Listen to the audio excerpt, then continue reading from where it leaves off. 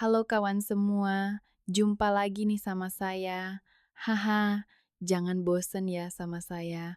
Soalnya kali ini saya mau cerita seru nih. Kalian mau tahu kan? Ini tuh soal keponakan saya yang berani banget, udah mulai keluar masuk ke kamar saya. Gimana menurut lo semua? Jahil banget kan ponakan saya ini? Mau saya omelin, tapi takutnya suami saya tersinggung. Soalnya ponakan saya tuh anak tunggal dari kakaknya suami saya. Katanya sih dulu kakaknya banyak jasa untuk suami saya. Makanya suami itu nggak pernah marah sama ponakan saya. Mau dia ngapain juga, suami cuma diam aja nggak ngerespon. Sementara kalau saya biarin, takutnya nih anak makin berani aja kan, seenaknya keluar masuk ke kamar saya pas suami saya nggak ada di rumah. Ya, bukannya apa sih, saya bukan takut kalau dia ngambil duit atau apa di kamar saya. Bukan takut dia nyolong perhiasan juga lah. Ponakan saya kan cowok dan dia juga anaknya orang kaya, jadi nggak mungkin lah dia kayak gitu. Karena duitnya juga udah banyak. Lagian di kamar saya juga nggak ada apa-apanya. Nggak ada brankas, celengan, atau kotak perhiasan mewah. Iya kan? Cuma ya gitu deh. Saya kan risih aja kalau tiba-tiba dia main masuk aja. Nggak lihat dulu saya lagi ngapain di dalam. Pernah satu sore saya baru aja selesai mandi keramas. Dia main nyelonong masuk aja. Padahal saya belum sempat ganti pakaian. Ya, namanya juga baru mandi. Untungnya saya masih handukan tuh. Kalau enggak kan bisa berabe. Ya, saya nggak nuduh ponakan saya macem-macem sih, tapi pasti risih dan malulah saya kalau pas mau ganti pakaian dan lepas handuk tapi tiba-tiba ponakan saya lihat semuanya. Iya kan? Ya udah, waktu itu saya agak kesel dan jutek sih nugur dia. Kata saya, "Duh, kamu tuh bikin tante kaget aja sih. Kalau mau masuk, ketuk pintu dulu napa?" Tapi ya anak itu emang susah ditebak. Cuma cengar-cengir sambil ngejawab santai banget kayak nggak salah. Iya tante, maaf maaf. Saya cuma mau pinjam kas-kasan tante. Mana saya tahu kalau ada tante, kirain tante masih di kamar mandi. Nah gitu deh, ada aja alasannya ponakan saya untuk ngebela diri. Padahal udah jelas-jelas dia tuh tahu kalau ada saya di kamar. Ya, sebelum lanjut kayak gimana kisah ini, saya mau ngucapin salam dan terima kasih dulu ya untuk kawan semua yang selalu setia menyimak cerpen kisah hidup yang ada di channel Bukan Fiksi ini. Ya, saya sadar sih pasti nggak semua kalian senang dan puas dengan cerita-ceritanya, tapi sekali lagi, anggap saja cerita yang ada di channel ini sekedar hiburan di masa luang. Ambil hikmah positifnya, dan jangan ditirulah kalau ada yang nggak baik. Ya daripada kita nonton berita nggak jelas kan mana gaji DPR makin tinggi dan rakyat makin susah. Mending saya temenin deh kalian di sini ya kawan. Hehe. Oke deh, sekarang kita lanjut ya cerita saya. Begini nih kisah selengkapnya. Sebut saja nama saya Lisa, usia 32, dan sudah 8 tahun berumah tangga sama suami saya Ridwan yang berusia 44 tahun. Saya sama suami memang menikah dengan beda usia yang lumayan jauh, hampir 12 tahunan lah jarak usia kami. Ya namanya jodoh juga kan, hehehe. Dulunya saya ketemu suami pas saya tuh baru aja kerja jadi sales parfum sekantor sama dia. Waktu itu sih umur saya baru juga 24 tahun dan suami 36 tahun. Dia dulunya asisten manajer gitu di kantor perusahaan itu. Suami saya emang telat nikah soalnya orangnya emang pemalu banget kalau sama cewek makanya susah dapat jodoh. Tapi pas ketemu saya, katanya dia jadi punya keberanian langsung nembak saya dan ngajak langsung nikah saja. Benar kata orang sih, jodoh, rezeki, dan maut itu hanya Tuhan yang tahu. Walau kami beda usia, tapi cinta kami tulus. Pas kami nikah pun, semua keluarga kami setuju, tak ada aral melintang deh. Pokoknya semua lancar dan sangat bahagia. Mas Tio dan Mbak Ratih, kakaknya suami saya, juga pada datang tuh pas acara nikahan kami 8 tahun yang lalu. Saya ingat benar waktu itu mereka juga bawa anak laki mereka, Riko, yang saat itu paling juga baru usia 12-an, baru lulus SD. Anak itu emang dimanja minta ampun sama Mas Tio dan Mbak Ratih, papa, dan mamanya, soalnya anak semata wayang. Kata Mbak Ratih, dapat satu anak aja udah bersyukur banget soalnya nunggunya sampai 10 tahun pernikahan. Semoga Lisa sama Ridwan bisa langsung tokcer ya punya momongan. Jangan kayak Mbak sama Masmu, lama banget nunggunya, kata Mbak Rati saat itu. Saya nyengir aja waktu itu, nggak nyangka. Kalau bertahun kemudian saya sama suami juga bakalan lama untuk bisa punya anak. Satu lagi nih, bener juga kata orang kalau kita sudah nikah tuh ada aja rezeki yang tak terduga. Jadi nggak usah risau dan galau deh. Setelah kami nikah, kerjaan suami saya makin melonjak karirnya, walau saya sendiri disuruh berhenti kerja setelah nikah. Maksud suami sih biar saya fokus ngurus rumah dan jadi istri juga ibu yang baik kelak untuk anak-anak kami. Secara ekonomi, kehidupan saya sama suami lumayan lah. Suami udah jadi manajer operasional di perusahaan, kami udah bisa beli rumah, punya sepeda motor dan mobil, juga bisa membayar seorang pembantu rumah tangga. Saya sendiri untuk kegiatan biar nggak bosan, bikin usaha kecil jualan hijab online sama kadang ya bikin jajan-jajan gitu deh. Soalnya beneran sampai 8 tahun nikah kami belum juga bisa punya anak, jadi ingat ceritanya Mbak Rati deh saya. Nah, kisah saya mulai terjadi dan bikin baper ketika Riko, anak tunggal Mas Tio, dan Mbak Ratih mulai masuk kuliah. Kebetulan dia tuh keterima di universitas negeri yang ada di kota kami. Sementara saat bersamaan, orang tuanya pindah. Mas Tio dapat promosi jabatan, tapi dinasnya dimutasi ke luar daerah. Mbak Ratih sebagai istri harus ikut dampingi. Makanya sejak saat itu Riko tinggal bersama saya dan suami saya di rumah kami, biar bisa tetap kuliah di kota ini saja. Awalnya sih semua biasa aja, saya juga senang banget waktu Mas Tio dan Mbak Ratih nitip Riko anak mereka ke kami. Apalagi kata suami saya, dulu waktu dia masih kuliah dan belum kerja juga Mas Tio dan Mbak Ratih yang nanggung semua. Makanya, kesempatan dititipin Riko ini dianggapnya sebagai balas jasalah pada kakak dan kakak iparnya itu. Selain itu, Mas Ridwan suami saya juga bilang, kalau ada Riko di rumah kan kamu nggak harus kesepian kalau aku kerja. Lagian kita kan belum punya anak, ya anggap saja si Riko anak kita sendiri ya sayang. Kata suami saya waktu itu. Pas itu emang sikap Riko nggak ada yang berubah sama saya dan suami saya. Masih kayak Riko kecil yang dulu yang manja. Ya namanya ibarat anak kan mau dia udah gede dan usianya juga udah dewasa, di mata orang tuanya tetap seorang anak. Makanya saya nganggap Riko ya, masih kayak ponakan kecil saya yang dulu. Kami tetap akrab, tapi dia ngehormatin saya. Cuma memang sekarang Riko udah beda penampilannya. Dia tuh udah tumbuh jadi pemuda tanggung di usia 20 apa 21 lah. Wajahnya lumayan sih karena nurun papanya Mas Tio yang ganteng. Bodinya juga tinggi dan tegap kayak Mas Tio. Malah Riko tuh udah jauh lebih tinggi dari saya dan suami saya. Tingginya sekitaran 178, sementara saya paling cuman 160-an. Emang beda sama suami saya. Mas Ridwan itu mirip sama kakaknya Mbak Ratih, agak kurus dan tingginya juga hampir kayak saya. Makanya suami saya suka ngomel kalau saya pakai hak tinggi pas ada acara, jadi kelihatan tinggian saya daripada suami saya. Singkat cerita nih, saya mulai ngerasa Riko ponakan saya tuh nyebelin banget waktu dia udah 3 bulanan tinggal di rumah. Anak itu beneran nggak bisa dibilangin. Dan udah mulai tuh berani keluar masuk ke kamar pas suami saya nggak ada. Iya kayak yang sore itu kan saya kaget banget pas dia masuk sementara saya baru aja mandi dan belum sempat ganti baju.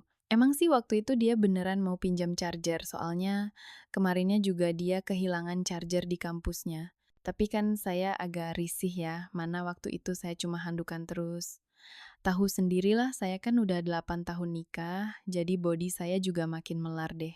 Mana bisa handuk sekecil itu nutupin semuanya kan, jadi kesana kemari kelihatannya.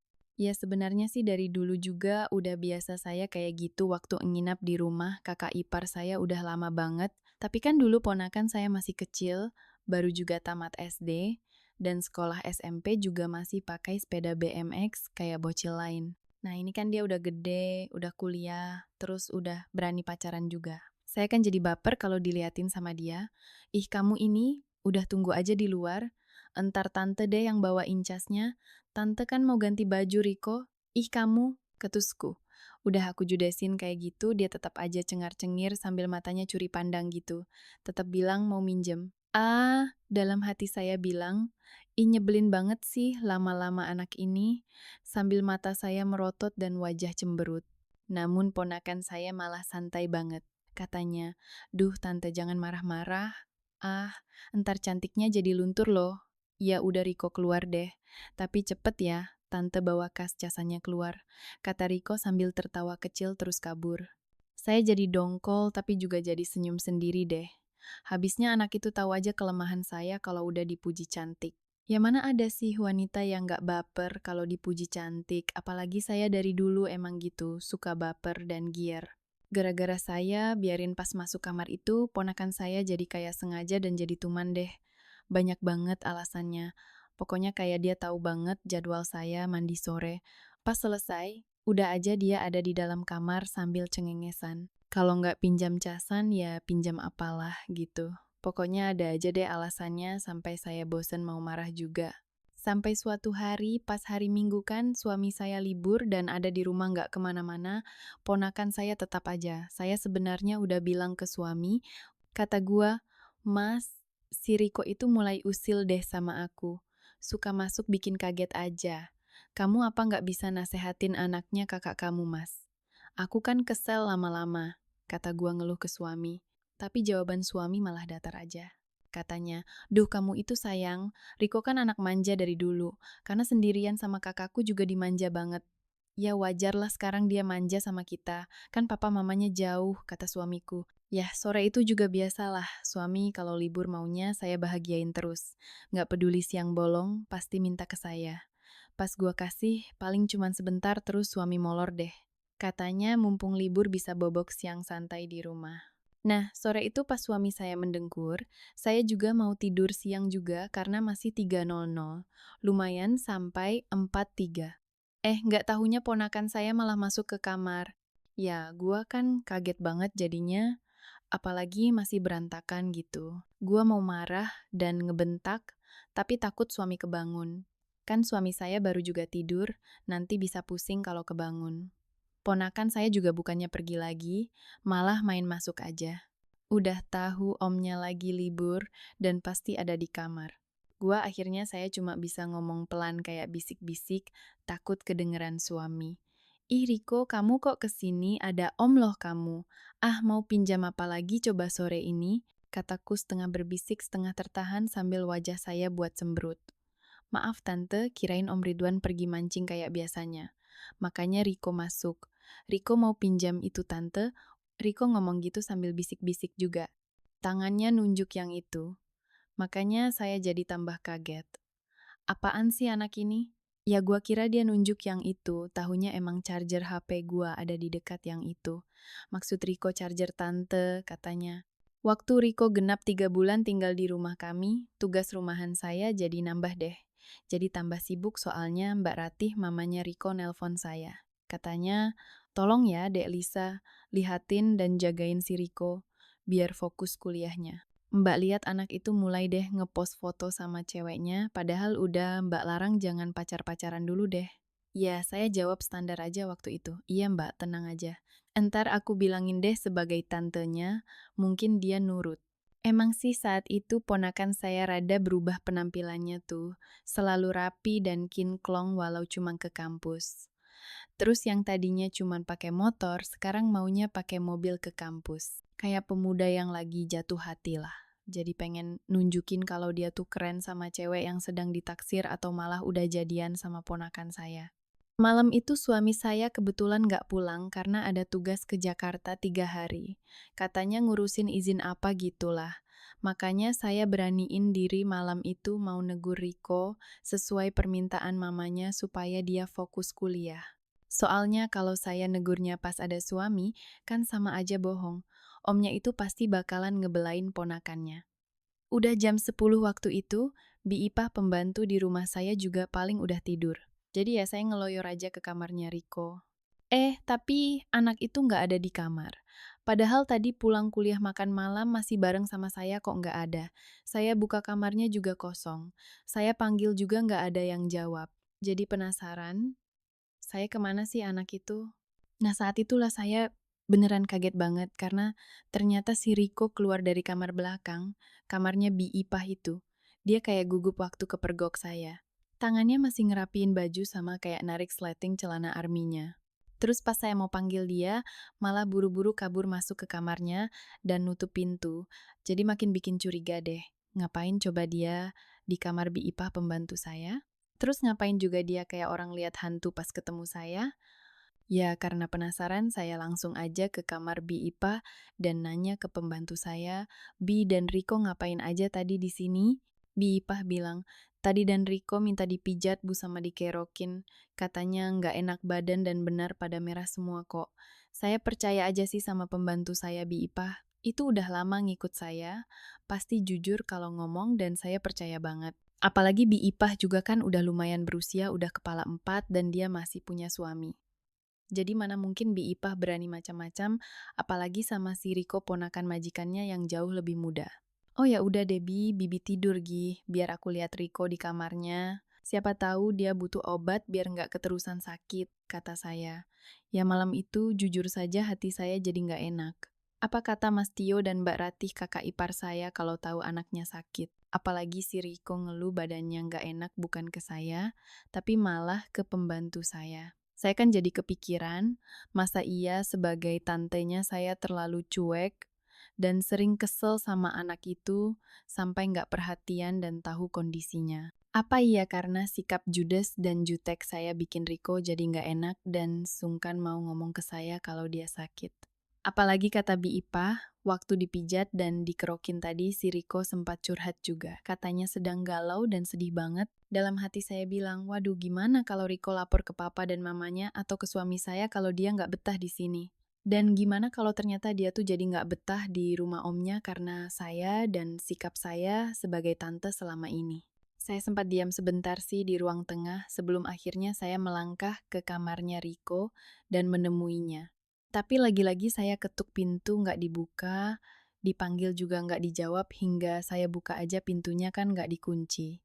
Saat itulah aku jadi ngelihat semuanya dan dadaku jadi bergetar antara deg-degan dan rasanya jadi baper banget. Saya lihat Riko sedang sibuk banget dan khusyuk sendirian. Dia bersila sambil menengadah, tangannya berdoa gitu. Kopiah hitam dan baju koko putih dipadu sarung cap gajah duduk bikin penampilan Riko kayak dewasa dan bijaksana sekali. Kayaknya Riko baru selesai salat Isya walau sedikit telat dan dia sedang berdoa dengan suara yang samar saya dengar. Ya Allah, jadikanlah hambamu ini sebagai penerang di rumah ini.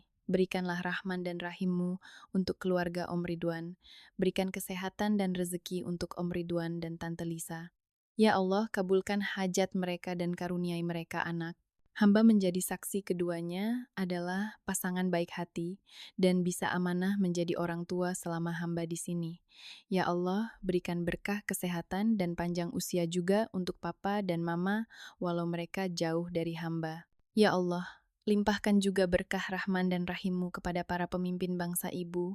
Ya Allah, juga beri kedamaian negeriku. Suara Riko bergetar dengan nada yang sangat indah yang gak pernah saya dengar sebelumnya. Dada saya terenyuh seketika kayak ada kesadaran yang menampar batin saya. Selama ini saya sama suami jarang sekali salat. Mas Ridwan terlalu sibuk ngejar karir dunia, sementara saya terlalu angku dan gak pernah menunaikan ibadah salat. Mungkin karena itu juga sampai 8 tahun nikah kami belum dikaruniai anak karena kami terlalu jauh dari Allah. Tak terasa air mata saya netes di pipi. Riko ponakan saya yang saya kira kurang ajar ternyata anak yang alim dan rajin salat. Saking tercengungnya saya nggak sadar daun pintu melebar. Tante kok duduk di situ? Mari masuk aja tante, kata Riko. Dia menarik tanganku masuk ke kamarnya, lalu menuntunku duduk di tepi ranjangnya. Dia sendiri ngambil sesuatu di lemari. Nih tante, Riko ada hadiah untuk om dan tante. Ada baju koko dan sarung untuk om, dan ada mukena dan sajadah buat tante ya. Saat itu nggak tahu deh, saya beneran speechless. Nggak bisa ngomong apa-apa selain bibir saya berkata, makasih ya Riko. Terus ngalir deh air mata saya disertai tangisan yang bener-bener terasa sesak di dada, kayak langsung ditikam di jantung. Saya jadi ngerasa kayak sebagian orang yang sukanya ngehakimi orang lain padahal kelakuan sendiri belum bener. Saya udah mikir kalau Riko itu nakal dan usil. Tapi ternyata dia lebih mulia dari saya dan suami yang sering ninggalin salat. Ya udah malam itu saya peluk ponakan saya itu sambil nangis di bahunya dan Riko pun memelukku dengan penuh kasih sayang. Riko doain kalau om dan tante mulai ingat salat dan terus berdoa semoga Allah ngabulin segera punya momongannya. Gitu deh. Sejak malam itu, saya jadi tersadar dan mulai berusaha menjadi insan yang lebih baik dan tak lupa salat. Dan waktu suami saya pulang, dia juga sadar akan kehilafan kami selama ini dan mulai berubah, lebih rajin salat dan doa. Cerita saya akhirnya happy ending karena sebulan kemudian saya beneran bisa hamil dan kami bahagia bakal punya anak. Kisah saya udah 3 tahun berlalu tapi sangat berkesan. Saya sama suami makin harmonis sejak ada Nadine anak kami. Mas Tio dan Barati juga bahagia karena Riko sudah lulus kuliah dengan nilai cum laude dan langsung diterima kerja. Kami juga gembira karena Riko bakal menikah dengan Desi kekasihnya yang sudah sejak kuliah berpacaran.